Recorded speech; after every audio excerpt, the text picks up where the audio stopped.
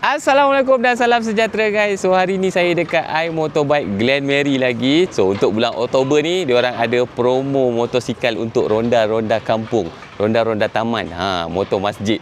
Murah-murah saja. Jom saya tunjuk. Dia ada buat satu kempen guys. Kempen motor masjid.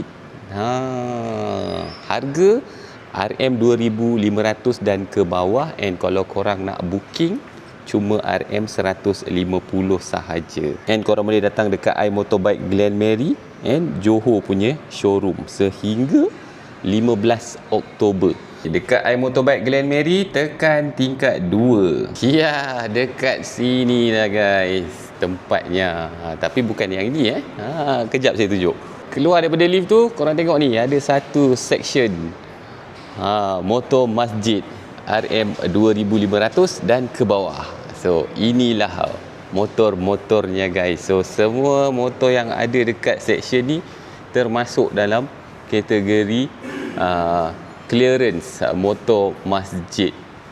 So korang pilihlah mana satu yang berkenan di hati. Ni Chris 110.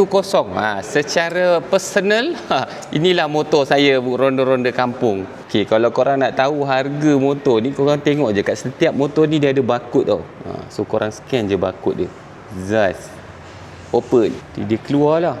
Ini 2,200 Yamaha Legenda 1515. Scan barcode. So itu dia guys, kempen motor masjid iMotorbike Glen Marie dan juga iMotorbike Johor.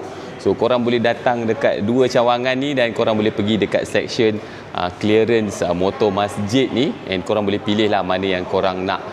And kalau korang duduk dekat area-area utara, dekat belah Penang sana, iMotorbike pun ada kat cawangan dekat sana. iMotorbike Penang dekat sana lagi best.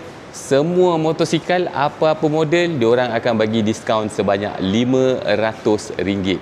So kalau korang berminat dengan dua tawaran Oktober ni, korang boleh pergi dekat cawangan iMotorbike Glen Marie, Johor dan juga Penang. Bye.